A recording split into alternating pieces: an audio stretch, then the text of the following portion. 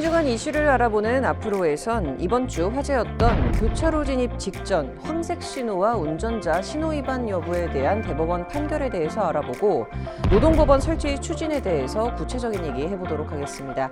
양윤석 변호사 모셨습니다. 변호사님 어서 오세요. 안녕하세요. 네, 이번에 굉장히 좀 이슈가 됐던 대법원 판결이 하나 있습니다. 얼마 전에 이 황색 신호의 교차로를 통과했던 이 운전자에게 신호 위반 관련 판결이 선고됐죠. 예, 지난 4월 대법원은 교차로 진입 직전에 황색 신호에 진입하다가 이 오토바이와 충돌의 교통사고에 대해서 이 승용차 운전자에게 신호 위반 책임이 있다고 판결을 했습니다. 네. 1심과 2심은 당시 피고인이 황색 신호 시에 급제동을 하면 교차로 중앙에 서게 되어 더 위험할 수 있고 2차 사고 등을 감수하면서까지 신호를 지킬 것을 기대할 수 없다는 이유로 무죄로 판단했습니다. 당시 운전자는 정지선까지 약 8m 남은 시점에서 이 황색 신호가 켜졌고 정지하더라도 15m를 지나서 교차로 중간에 정차할 수밖에 없었던 상황이기도 했습니다. 반면 대법원은 교차로 진입 전에 황색 신호가 켜지면 정지선이나 교차로 앞에서 멈춰야 하고 그렇지 않았다면 신호 위반에 해당한다고 판단을 하였습니다. 즉 운전자는 교차로 진입 전에 황색 신호로 변경이 되었다면 급제동으로 교차로 한복판에 서게 될 것으로 예상이 되더라도 정지를 하여야 한다며 유죄 취지로 인천지방법원에 파기환송을 하였습니다. 자, 대법원 판결에 대해서 굉장히 논란이 많습니다. 어떤 비판들이 제기가 되고 있죠? 예, 일단 이번 대법원 판결대로라면 이 교차로 진입 직전에 황색 신호가 변경이 되면 무조건 정지를 해야 되고 급제동 등으로 교차로 한복판에 차량이 정차를 할 경우 후방 차량과 추돌할 위험성이 커지고 교차로의 교통 흐름에도 방해가 될 수 있다는 비판이 있습니다. 특히 제한 속도를 준수하며 운전을 하더라도 이 황색등이 켜진 시점의 속도와 정지 선까지의 거리, 노면 상태, 뒤따르는 차량과의 간격 등 여러 요소를 감안해서 사고가 우려돼서 정지 대신 이렇게 통과를 선택하는 경우도 있는데요.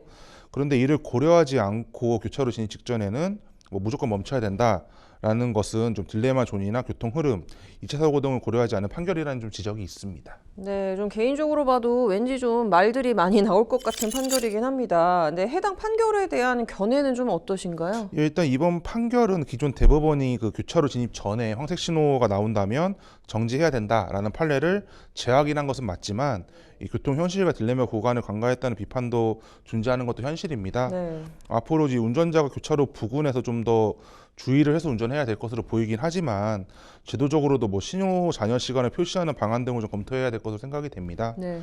현재 횡단보도 보행 신호에는 이 잔여 시간이 표시가 되고 있는데 네. 이런 것처럼 운전자의 주행 신호에도 잔여 시간이 좀 표시가 된다면 황색 신호가 임박할 때 더 감속하고 방어 운전을 할 수도 있고 네. 이에 따라서 신호 위반이나 교통사고 등을 좀 더 줄일 수 있지 않을까라는 생각이 듭니다. 네, 운전자에게도 이 신호 잔여 시간을 표기해서 해주는 건 굉장히 좋은 방법이 될 수 있을 거라고 생각이 듭니다. 법조계 이슈 여기까지 들어보고요. 법조계 동정으로 넘어가 보겠습니다. 자, 이것도 굉장히 언론에 보도가 많이 된 이슈입니다. 윤석열 대통령이 노동법원 설치를 추진하겠다라는 내용이었는데 구체적으로 어떤 내용이죠? 예, 윤석열 대통령은 지난 14일 민생 토론회에서 우리 사회가 노동법원 설치가 필요한 단계가 되었다면서 이 고용노동부와 법무부가 준비하고 사법부와도 협의를 해서 임기 내에 노동법원 설치 관련 법안을 준비하라고 지시를 했습니다. 네. 이 노동법원은 이 노동계 등의 수건 과제로 지난 18대 국회부터 매번 관련 법안이 발의는 되었지만 국회 문턱을 넘지는 못했는데요. 네. 이번에 윤석열 대통령이 직접 이 노동법원 설치를 추진하겠다고 밝힌 만큼 노동법원 설립에 대한 좀 기대감이 높아지고 있습니다. 다만 구체적인 운영 방식이나 예산 문제 등 좀 풀어야 할 과제도 만만치는 않아 보이는데요. 네. 정부와 국회, 법조계 등 각계의 의견을 모아서 신중하게 추진해 나갈 것으로 보입니다. 아무래도 이제 대통령이 직접 언급을 한 것이다 보니 더욱더 화제가 된 것 같은데요.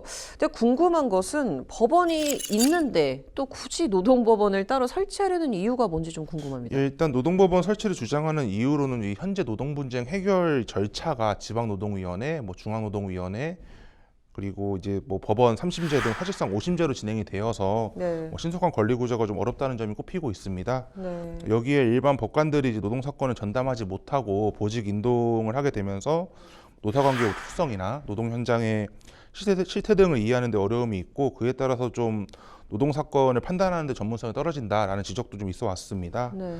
이 노동법원이 설치가 되면 노동전문재판부가 설치가 되고 노동법에 정통한 법관들이 전문적으로 배치가 돼서 보다 전문적이고 신속한 재판이 가능할 것으로 기대가 됩니다. 네. 그리고 이 현재의 노동위원회 업무를 노동법원이 통합하여 수행하는 등 노동사건에 특화된 절차를 마련함으로써 근로자의 그 권리구제 접근성과 신속성도 좀 향상시킬 수 있지 않을까라는 생각은 들고 있습니다. 네. 자, 변호사께서는 이 노동법원 설치에 대한 생각 좀 어떠세요?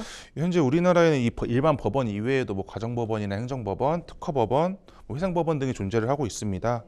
아울러 이 노동법원 설치뿐만 아니라 뭐 해양분쟁 사건을 좀 전담하는 해사법원 도입에 관한 논의도 꾸준히 진행이 되고 있는데요. 네. 이번에 이렇게 노동법원이 설치가 된다면 윤석열 대통령이 강조한 대로 뭐 임금체불이나 부당해고 등 노동 관련 민인 형사 사건을 노동법원에서 전담해서 처리해서 뭐 근로자를 비롯한 노동사건 당사자들이 보다 신속하고 효과적인 권리 구제를 받을 수 있을 것이라고 기대는 됩니다. 네.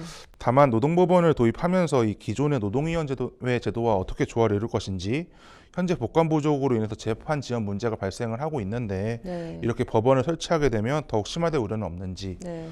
그리고 행정법원 등 타 법원과의 관할 조정 문제 등 이 다양한 쟁점들에 대해서 좀 더 깊이 있는 논의가 좀 선행이 돼야 될 것 같다라는 생각입니다.